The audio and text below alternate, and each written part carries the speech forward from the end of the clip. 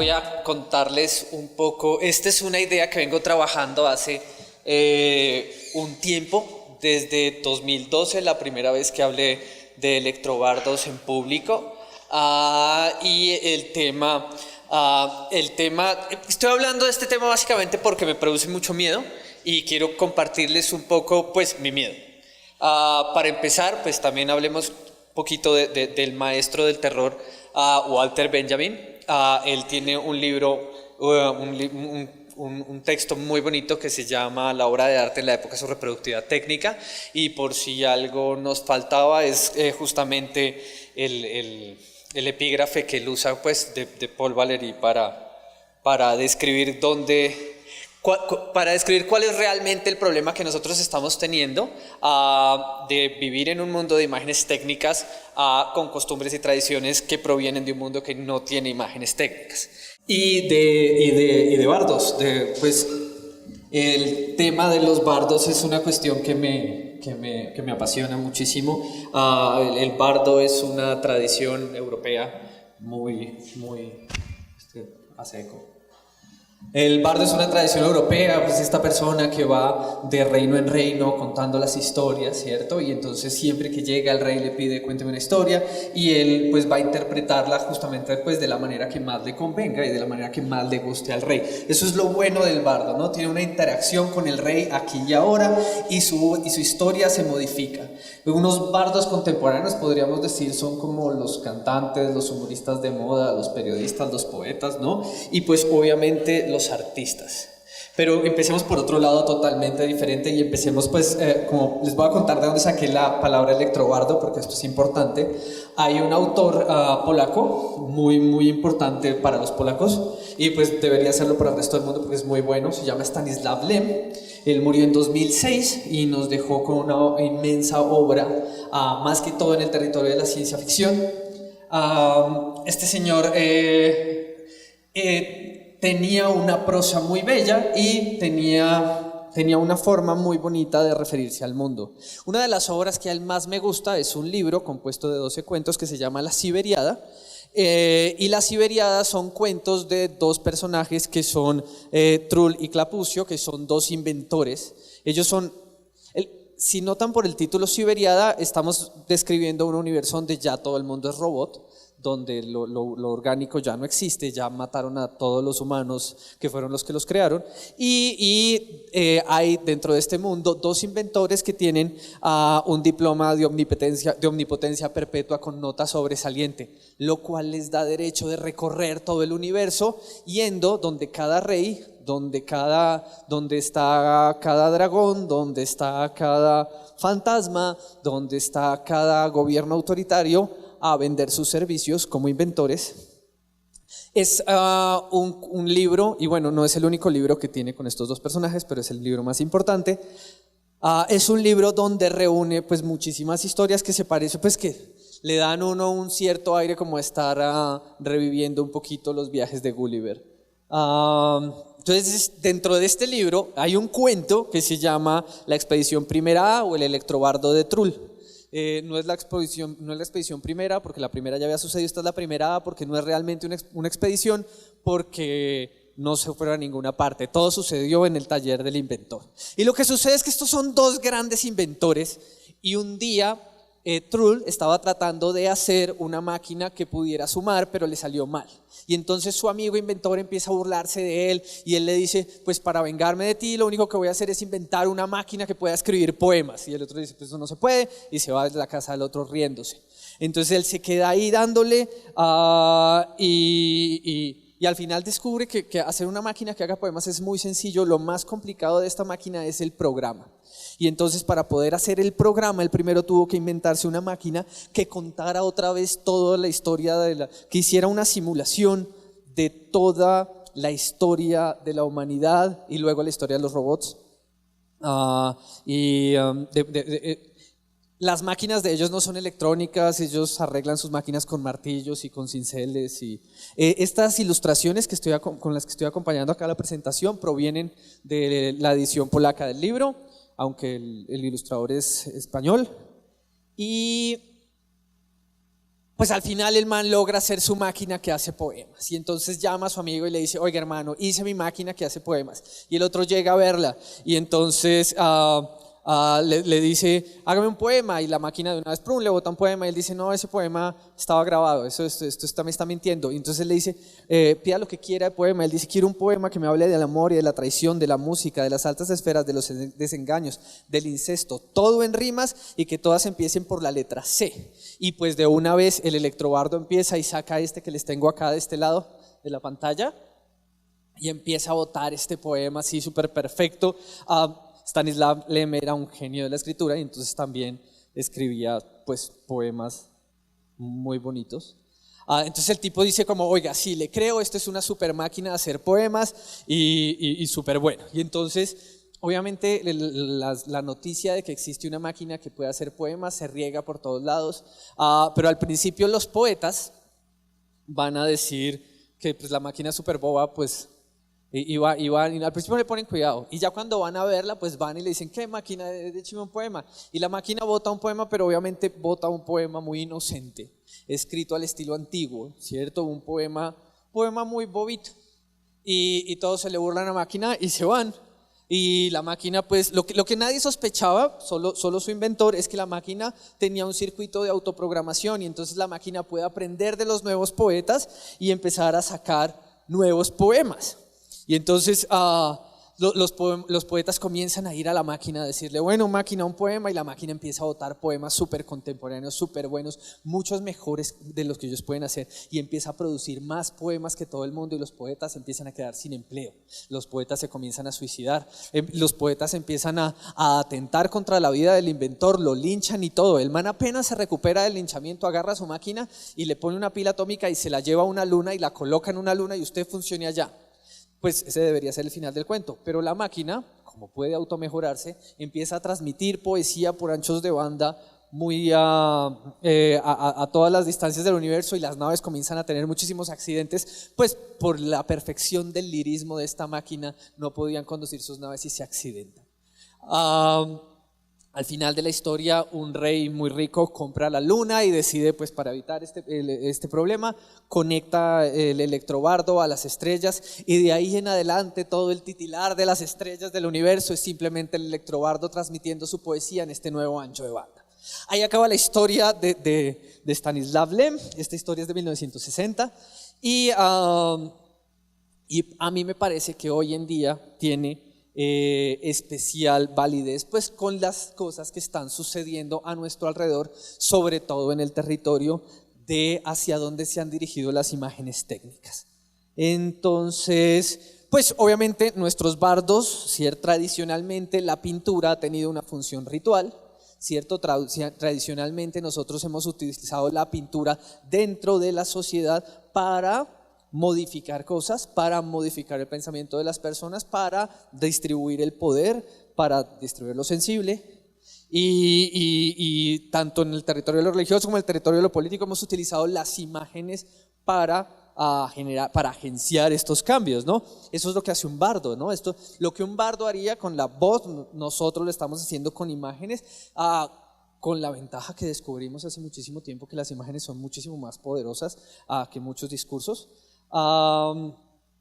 Y sobre todo las imágenes que se pueden reproducir mucho, o imágenes técnicas como las conocemos, ¿no? Las imágenes técnicas son tan viejas como el arte. Las primeras imágenes técnicas pues son las monedas acuñadas, ¿no? No sé si ustedes alguna vez han tenido tiempo de sobra libre en la vida para ponerse a ver en videos de YouTube cómo se acuñan monedas. Es muy divertido, y sobre todo las antiguas, las golpeaba, era un golpe con el que se transmitía del molde a la moneda la forma. Y hay otra forma que me interesa a mí mucho, que también es de un primitivo grabado, que son todos estos sellos precolombinos que se utilizaban pues de la misma forma que nosotros utilizamos sellos, y permiten reproducir muchísimas veces un patrón en una superficie. Esto permite que la imagen se reproduzca muchísimas veces, llegue a muchísimas más personas, amplificando su poder.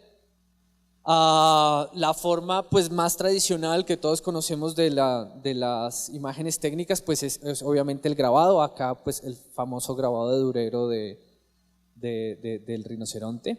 Para la época de Durero pues era una función común informar, en el sentido marxista del término, a las personas utilizando el grabado. Era muy común que se utilizara el grabado de formas educativas para enseñarle a la gente cómo es que son las cosas, ¿no? Y por eso es que este ejemplo es tan bueno, porque pues obviamente pues todo lo que hemos visto en Rinoceronte en vivo sabemos que pues sí, como que sí, pero no. Pero así como en el taller de Durero, todos los grabadores están metidos dentro de un aparato productivo, ¿no? O sea, uno hace grabado básicamente como una forma de subsistencia, como un negocio, y en el caso, por ejemplo, de Durero y Hokusai, un gran negocio, o sea, dos artistas a los que les iba muy bien con este negocio del grabado, y que utilizan el grabado para modificar la forma de pensamiento de otros en función de pues su mismo negocio. Para esto utilizan mucha tecnología, entonces podemos ver que nosotros estamos hablando de cierta forma, inclusive en tiempos antiguos, de tecnobardos, ¿no? Son personas que están utilizando modelos tecnológicos para producir imágenes y la forma más conocida de la imagen técnica pues es la fotografía. De ese lado tengo la primera fotografía de la historia, Nitzefori Nips,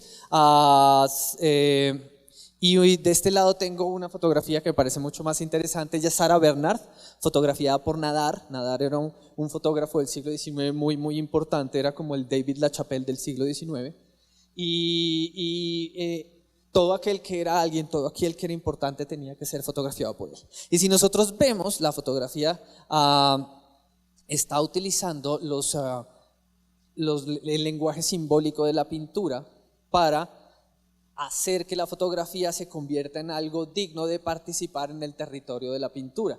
Esto es de las cosas que a Walter Benjamin empiezan a asustarlo, ¿no? O sea, la fotografía tiene ese talento para robarse los potenciales simbólicos de los otros medios y convertirlos en, pues mal que bien, una fotografía, una imagen que se reproduce. Ahora volvemos al electrobardo un momentito. Para esta época, inclusive fotógrafos como Nadar eran vistos como artistas de segunda clase. Cuando la fotografía se inventa, más o menos en el tiempo en que la fotografía se empieza a volver algo conocido, los poetas ya están en otra cosa, ¿no? Los pintores ya están en otra cosa. Este es Rain, Steam and Speed de Turner del 48, y ya la pintura romántica está en un territorio que no puede ser afectado por la fotografía. Inclusive pintores románticos más tradicionales no pueden ser afectados ya por la fotografía, porque inclusive hoy en día el mejor fotógrafo no podría reproducir esta escena, pues ya que esa batalla no se dio exactamente así. Y entonces no les afecta, ¿no? Cuando empieza la pintura realmente, cuando empieza la fotografía, cuando aparece la fotografía, los poetas lo primero que hacen es pues, burlarse de ese nuevo medio, es como una atracción de circo, muchas de las y no le prestan interés. Y pues por supuesto, o sea, si yo puedo mostrar una guerra así, de esta forma tan dramática, este tipo de expresiones parecerían demasiado sencillas. Esta es la primera fotografía de guerra de la historia, The Valley of the Shadow of the Dead, de Roger Fenton. Es del 55. En esa época, para tomar una fotografía, uno se demoraba como 5 minutos tomando la foto. O sea, uno abría y tenía que. Entonces, si estaban en el combate, pues nadie se iba a ver porque pues, o iban a quedar súper corridos. Y Roger Fenton estaba tratando de generar una imagen que demostrara el horror del combate que él había visto con una fotografía. Entonces, obviamente él pensó que podría poner a todo el mundo a posar pero pues no era práctico, ya que no eran modelos sino soldados. Y entonces más bien después del combate, antes de que se recogieran las balas, porque las balas se reciclan, antes de que recogieran las balas, él toma la fotografía y nosotros podemos ver este campo lleno de balas. Y entonces la fotografía por primera vez en la historia hace algo que la pintura no podía hacer, y es mostrar una evidencia real del terror y el horror de la guerra. Aunque no estoy viendo caer las balas, estoy viendo la cantidad de balas que cayeron, y eso tiene que dar miedo. Y entonces viene este cuento de la autoprogramación, ¿no? Un momento muy bonito en la historia de la fotografía es el momento de los pictorialistas.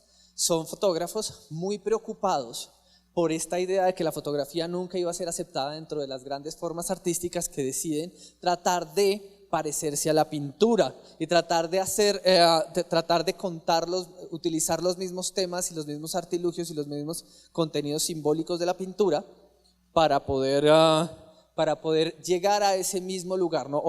Acompañar a la pintura en el lugar social que tiene. Uno de los casos más reconocidos es Julia Margaret Cameron, es como del que más se habla en las escuelas de fotografía, y pues tiene muchísimo sentido hablar de ella, porque ella estaba pensando en todo lo que un pintor piensa, pero nunca en lo que un fotógrafo pensaría. Y siempre es puesta por los profesores de fotografía como el caso de lo que no se debe hacer, a pesar de que ella, bueno, en vida no le fue tan bien con su obra, la verdad, después de muerta le fue mucho mejor y la reconocen más. Pero ya para el siglo XX los fotógrafos ya saben de qué es lo que trata la fotografía, inclusive fotógrafos pictorialistas como Robert de Maggi, ya saben qué es lo que la fotografía puede ofrecer, ya saben cuál puede ser el lenguaje donde articular, y podemos tener fotógrafos pues muy maduros como Man Ray, que pues por los años 20 ya estaba haciendo sus rayogramas y sus solarizaciones y estaba dándose cuenta que la fotografía tiene que hablar de la fotografía misma. Es él mismo, Man Ray, el que va a encontrar frente de su casa a Eugene Adjet. Adjet es un fotógrafo parisino que durante muchísimos años estuvo tomando fotografías. Él tenía el negocio de tomar fotografías y venderlas a los pintores, ese era su negocio. Entonces él iba tomando fotos de los edificios, de las casas, y mientras él iba haciendo su trabajo también aprovechó mientras el barón de Haussmann iba tumbando la vieja París, él estaba tomándole fotografías a la vieja París antes de que la tumbaran. Cuando el barón de Haussmann acaba de construir toda su ciudad luz, el que se queda con la vieja ciudad es Adjet, y él tenía todas estas fotografías. Y un día un par de jóvenes hipsters, que son Man Ray y Bernie Sabot, se mudan, estaban gentrificando la zona, se mudan frente al estudio del viejo maestro y se lo encuentran, e inclusive pues estando dentro del movimiento surrealista hicieron lo mejor que podían hacer, lo declararon un objeto encontrado y organizaron una exposición de este objeto encontrado en el MoMA. Lastimosamente Adjet murió antes de lograr completar la exposición, que se dio 6 meses después de su muerte.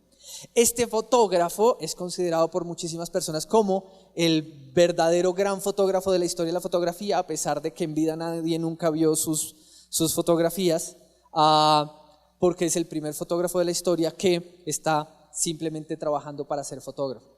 No está tratando de meterse a los otros campos. Es el único fotógrafo de esta época que solo quería ser fotógrafo, no más, nada menos. Y eso potencia que después haya fotógrafos como Ansel Adams que van a dedicarse a problematizar exclusivamente las cosas que le importan solo a los fotógrafos. Pero para este momento en que existe Ansel Adams, la fotografía ya se ha democratizado. Kodak, una empresa norteamericana que existía en el siglo XX y que ya casi está a punto de acabarse, en el año 1900 lanzó esta cámara. Esta cámara es la cámara más importante de la historia de la fotografía. Es el famoso modelo Brownie 1. Esto era muy loco. Esta es una cámara que viene con un rollo de 100 fotos cargadas. Y yo compraba la cámara, tomaba las 100 fotos, no tenía que hacer nada, solamente tenía que presionar un botón. O sea que yo me paraba y estaba frente a ustedes y Acuérdense que para este momento en la fotografía, para tomar una foto, yo tengo que hacer un negativo, impregnarlo, ponerlo, enfocar con un fuelle. Era una cuestión muy, muy complicada tomar una fotografía, inclusive con las cámaras más sencillas era una cuestión muy complicada. Y Kodak saca una cámara que simplemente uno presiona el botón y la cámara hace el resto. El eslogan de ellos es "You press the button, we do the rest". Y esto es lo mejor. Yo tengo mi cámara y la pongo en el buzón, el cartero la lleva a la Kodak y me la devuelven a mí con las 100 fotos impresas y otro rollo de 100 fotos por 25 centavos, que no sé cuánto sería hoy en día, pero supongo que era barato. Y esto pues lanza la fotografía al dominio de todo el mundo, ¿no? Cualquier persona puede tomar una fotografía, una niña de 6 años puede tomar una fotografía, Andy Warhol puede tomar una fotografía, cualquier persona puede tomar una fotografía. Y este es un momento donde el bardo de la fotografía se ha tomado el control de todo. Nadie puede competir con él.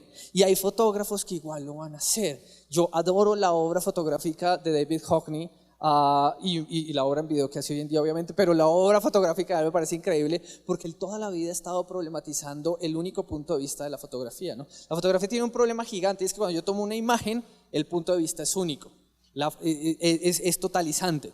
Eso nunca le gustó a David Hockney, y por eso hacía en los 60, 70 y 80 estos joiners que él llamaba, que eran fotografías que se componían de más fotografías, y lo que hacen es involucrar múltiples puntos de vista, múltiples perspectivas dentro de una sola imagen, y además múltiples tiempos.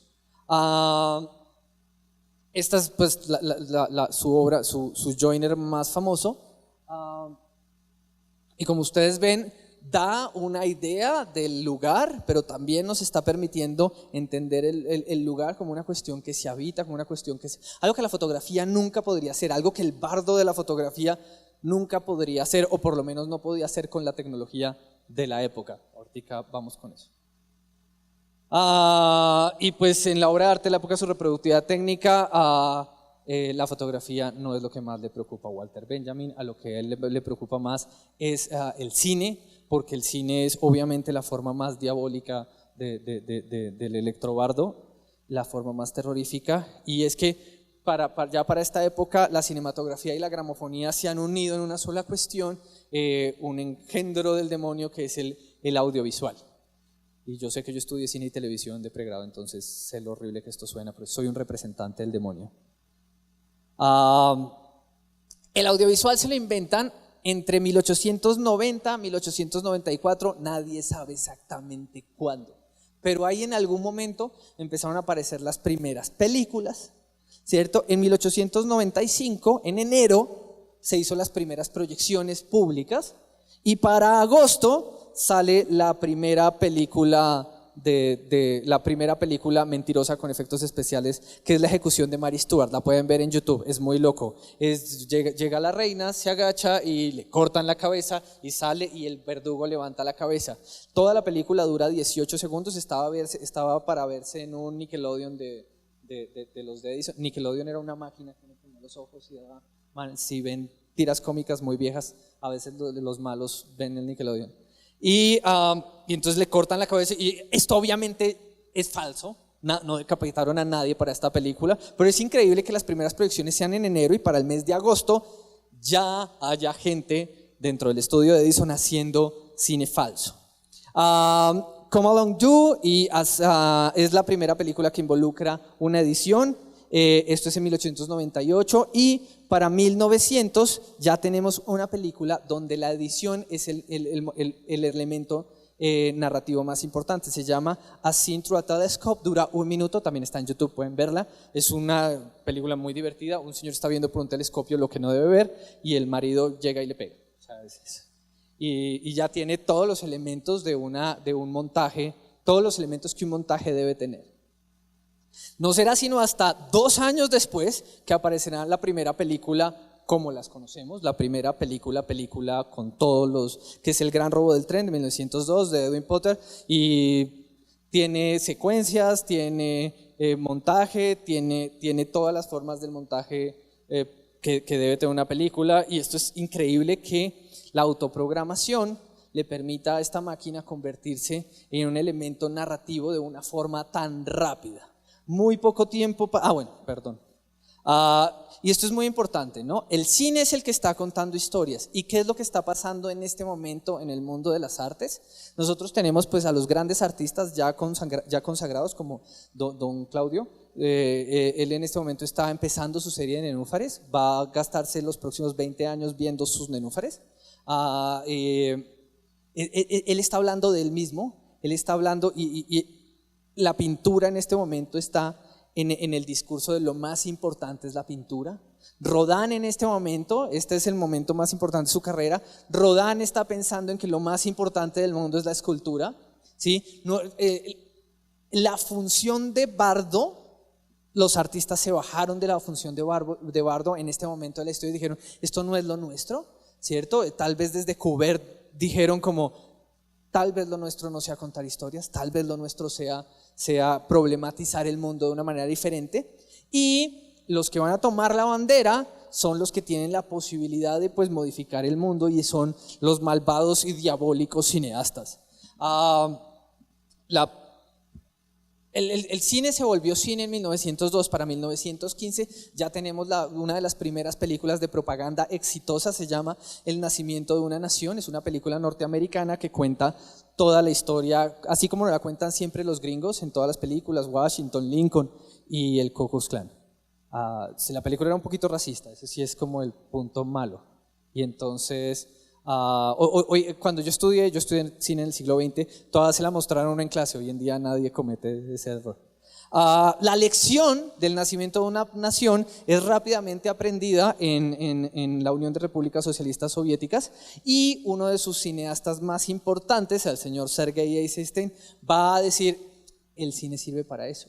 El cine tiene la posibilidad de transformar el mundo a nuestra imagen y semejanza, o a la imagen y semejanza de nuestro partido. Y entonces va a hacer películas tan importantes para la historia del cine como El acorazado Potemkin, que son piezas propagandísticas audiovisuales que funcionan para transmitir los valores del partido político que está pagando la inversión de hacer esta obra cinematográfica, que se puede mostrar a lo largo de el que en ese momento era el país más grande del mundo y el país con más habitantes del mundo. La lección de esta gente fue aprendida por los nazis, y entonces acá tenemos un fotograma del triunfo de la voluntad de Leni Riefenstahl. Leni Riefenstahl era la cineasta de los nazis. Después de acabar... Yo personalmente la culpo mucho de todo lo que sucedió, porque sus películas, inclusive películas de estas, se mostraban en Estados Unidos y todo el mundo salía medio nazi. Les voy a contar una incidencia. Yo fui profesor en otro país de Latinoamérica, no les voy a decir cuál, y mientras yo era profesor en ese país, una de las clases que tenía que dar era cine, historia del cine y apreciación cinematográfica. Y un día, pues pensando este mismo tema que les estoy contando a ustedes, hice una pequeña introducción sobre cómo el cine podía hacernos pensar cosas, y les puse El triunfo de la voluntad a mis estudiantes.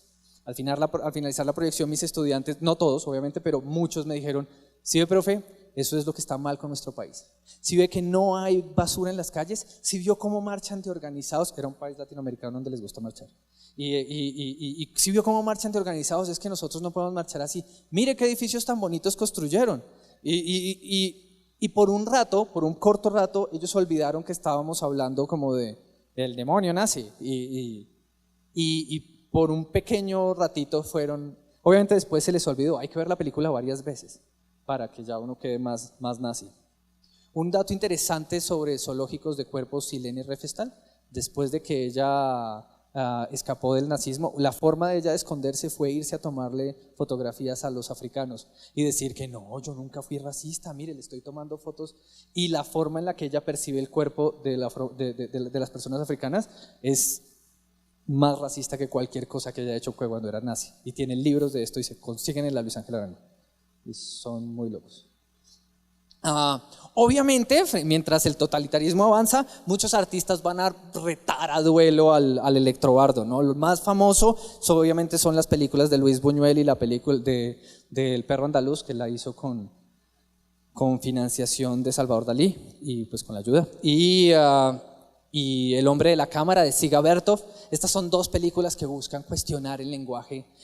Una tratando de articular el lenguaje de las formas artísticas al cine, y la otra tratando de llevar al límite las formas cinematográficas, ¿sí? La técnica de combate de Dziga Vertov, es decir, yo puedo ser más electrobardo que el electrobardo, yo puedo ser más cine que el cine, yo puedo llegar a ser mucho más cámara que la cámara, y de eso trata realmente El hombre de la cámara, ¿no? Es un experimento audiovisual en el convertir el cuerpo del realizador en algo que solamente sirve a la cámara. Y estas cosas estos experimentos van a ser recogidos por grandes artistas como Maya Deren. Maya Deren es una pionera de la videodanza, y su obra Meshes of the Afternoon del 43 es una obra que recoge mucho el trabajo de estas dos personas, pero además le añade pues como toda la posibilidad de incorporarlo el cuerpo en su discurso. Pero nada, obviamente apenas entonces empezamos a decir, sí, nosotros podemos controlar el electrobardo dice, nada, yo puedo transmitir en cualquier ancho de banda y eso es lo que va a pasar. Entonces rápidamente el electrobardo se mete y se vuelve la tele, ¿cierto? Se vuelve la radio. Nosotros, acá tengo varios casos que son como muy importantes, eventos culturales con los que puedo como medio probar cómo es que el electrobardo nos controla un poquito. Del lado de allá está Quincy. Quincy es como el abuelito de CSI. Y para la segunda temporada había mucha gente que tenía enfermedades raras en Estados Unidos. Había gente con enfermedades raras. Y las farmacéuticas no querían fabricar medicinas para esas enfermedades raras, porque pues, ¿a quién le interesa si no hay dinero? Y entonces esta gente se reunió y convencieron a uno de los productores de Quincy, que tenía Tourette, que es una enfermedad muy rara, que metieran el tema dentro de los capítulos.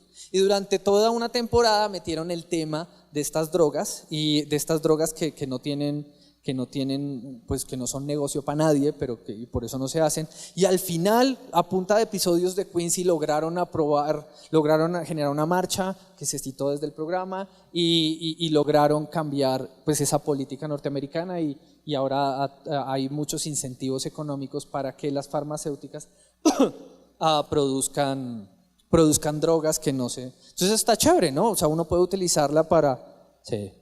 La que está de este lado es el partido Unión Magdalena Millonarios, que se jugó en noviembre de 1985 y ya saben cómo terminó ese partido.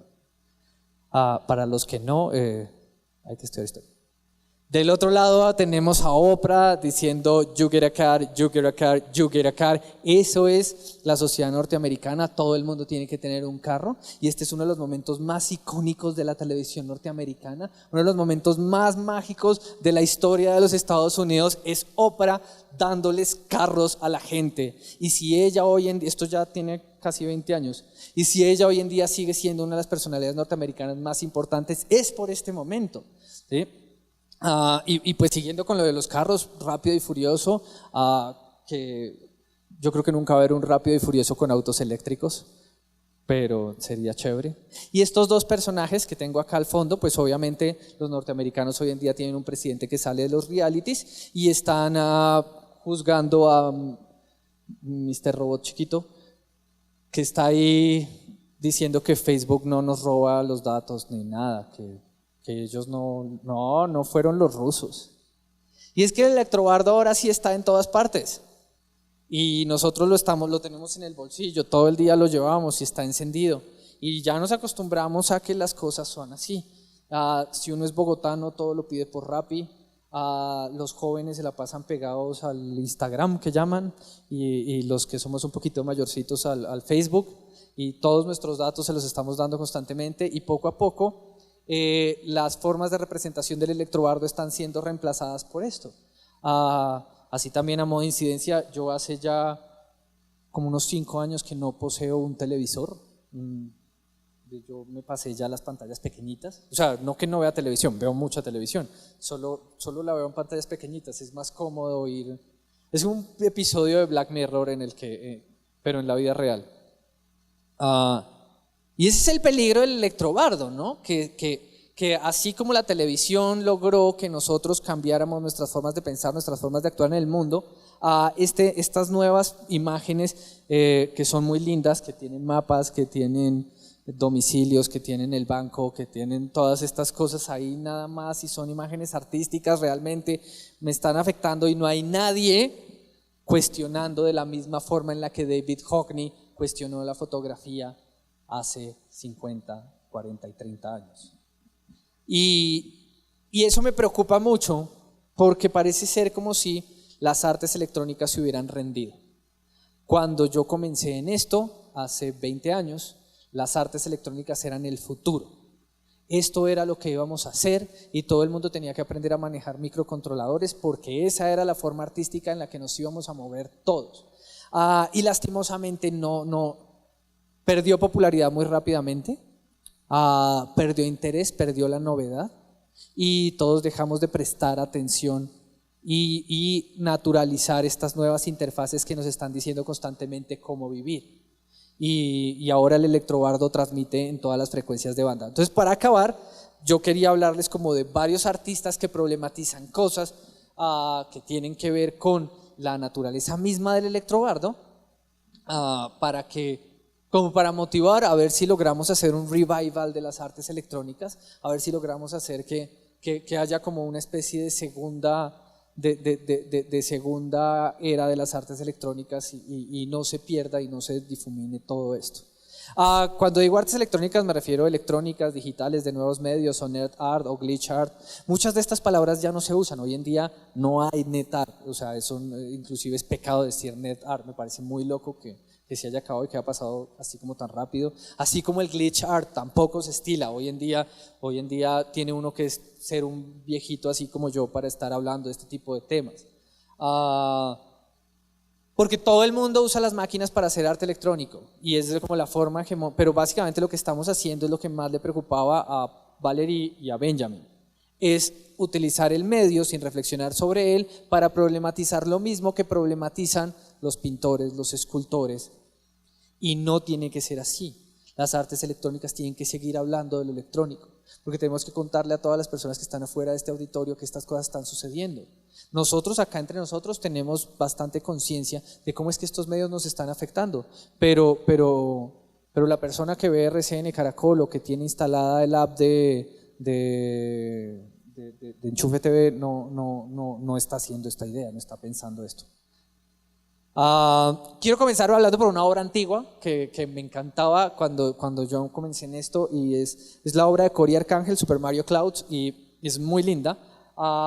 Básicamente Super Mario era un videojuego que venía en unos cartuchos, eran físicos, no era un programa, era muy bonito, y este man operó el cartucho, inclusive tenía en internet publicado el do it yourself de cómo operar el cartucho para sacar todos los otros elementos, y solo dejó las naves, ni siquiera las nubes, ni siquiera le dejó la música ni nada. Y entonces uno llegaba a la galería, esta era la forma en la que a veces estaba instalado en 2, a veces en 3 pantallas, la mostró en todos lados ese señor, y acá está en 3 con este televisor de tubo de rayos catódicos, si lo alcanzan a notar, y nada más están pasando las nubes. Y es buenísimo porque uno llega y uno ve las nubes y uno se da cuenta que son las nubes de Super Mario, o sea, no hay chance, todos las conocemos, todos sabemos, pero también todos nos estamos dando cuenta que acá falta algo. Hay una cosa que se perdió, y esa cosa que se perdió pues fue a través de esta cirugía que él va a hacerle al cartucho, pues como extrayendo esta programación. Y es que todos nos olvidamos que todos los medios electrónicos son modulares, y olvidar esta modularidad nos hace creer que todo lo que estamos viendo es real y no solamente parte de algo más grande o algo más pequeño inclusive. Otra obra de la que quisiera hablar así como de rapidez es Abstract Browsing, que es una extensión para Chrome. Esta sí es del año antepasado. Es muy bonita. Uno se mete a la Google Store y le dice instalar dentro de Chrome como un plugin, y le queda a uno un botoncito ahí. Entonces cada vez que uno presiona el botón, él toma los elementos de diseño de la página web y los convierte en este diseño abstracto. Yo hice el experimento buscando Mediatica UNAD, así puse, y salió así, y luego pues le presioné el botón y queda de esta manera, ¿sí? Porque parte del problema de pensar que lo que el electrobardo está haciendo es naturalizar elementos como el diseño. Nosotros ya ni siquiera pensamos quién diseña Google o quién diseña Facebook, o si ese diseño me afecta de alguna forma. Este tipo de obras que están problematizando esos elementos en los que nadie está pensando, nos recuerda que detrás hay gente diciendo ¿cómo hago yo esto para que la gente se quede más tiempo en mi sitio web? ¿Cómo hago yo esto para que la gente se quede más concentrada en las cosas que yo quiero? ¿Cómo hago que miren hacia acá? ¿Cómo hago que miren hacia allá? ¿Qué es lo que el electrobardo quiere al final, no? Que nosotros pues consumamos más su electropoesía. Esta es una de mis obras favoritas de los últimos años, se llama 9 ojos. El nombre completo es The Nine Eyes of Google Street View. Las camaritas de Google Street View, no sé si ustedes alguna vez han visto un carrito de Street View, es una camarita que es como un circulito con una pelotita con 9 cámaras pegadas así, entonces como 9 ojos que van capturando. Y John Raffman lo que hace es perder muchas horas de su vida en Google Street View mirando y mirando hasta que encuentra fotos bacanas. Y las bacanas pues las captura y nos las coloca en un sitio web aparte. En realidad tiene un Tumblr y uno puede ir mirándolas en el Tumblr. Tiene miles de fotos, uno puede también quedarse horas viendo estas imágenes. Las tiene puestas en categorías y esta por ejemplo es de... Él tiene que actuar rápido porque cuando Google se da cuenta que capturó a alguien golpeando a alguien, pues lo borra. O sea, cuando alguien reporta, ay, están golpeando a alguien, entonces ellos borran. Entonces muchas de estas imágenes ya no se encuentran disponibles en la plataforma de Google. O sea, acá podemos ver a esta señora jalando del pelo a esta señora, o acá podemos ver a este señor en lo que parece ser un secuestro. Y este tipo se la pasa todo el día mirando Google hasta que encuentra estas escenas. También encuentra glitches que son muy bonitos a veces, como este glitch de los dos chicos ahí repetidos se ve muy, muy bonito. También encuentra imágenes que podrían ser imágenes perfectamente artísticas que cualquier fotógrafo podría. Y en su sitio web pues coloca todo este tipo de imágenes, no solamente las que le permiten a uno ver una cosa terrorífica, sino también las que le permiten ver a uno una cosa bonita, y también captura a la gente. Le encanta a él encontrar las personas que están siendo descubiertas por Google. La mayoría, no traje ninguna de esas porque la mayoría de la gente está haciéndole gestos obscenos a Google, y dije, no, ¿cómo voy a traer eso a una cárcel? Luego me dejan. Entonces no. Y la última obra de la que quiero hablarles antes de bajarme de acá es Momar. Esto es increíble. Un grupo un colectivo artístico de guerrilla se metieron al MoMA, a la sala de Pollock. Hay una sala donde siempre hay puestos en unos Pollock, y ellos montaron ahí su galería. ¿Sí se acuerdan cómo funcionaba el Pokémon Go, ¿no? Que uno veía esto es lo mismo, lo llaman realidad aumentada, ¿no? Y entonces yo puedo a través de mi celular ver otras cosas.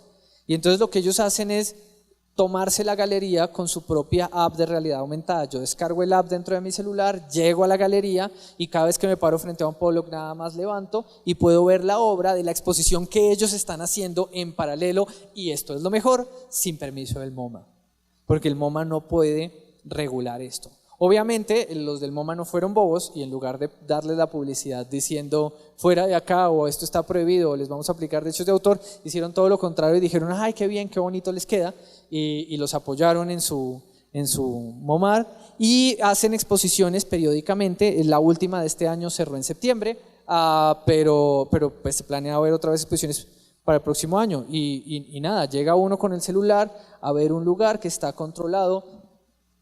¿Y qué es lo más interesante de esta aplicación? Básicamente fue que se le adelantaron al MoMA, ¿sí? Se le adelantaron al museo, hicieron su acto de guerrilla antes de que el museo pudiera tener su propia app, porque es lo que iba a suceder, ¿no? Obviamente cada vez que sale una nueva app, todo el mundo salta, una nueva forma de tecnología, todo el mundo va a saltar a agarrarla, ¿no? Todo el mundo va a saltar a... Y esto fue lo que ellos hicieron, adelantarse al MoMA y bloquearlos en su juego, y ya el MoMA no puede tener exposiciones virtuales por lo menos en esa sala, porque se le adelantó el MoMA. Y lo chévere es que si uno se para fuera del MoMA y levanta donde dice MoMA, dice MoMA. Ese es lo mejor. Y muchísimas gracias, de eso era lo que quería hablarles, y sobre todo invitarlos a hacer arte que problematice al electrobardo, pues porque estamos perdiendo la batalla contra él.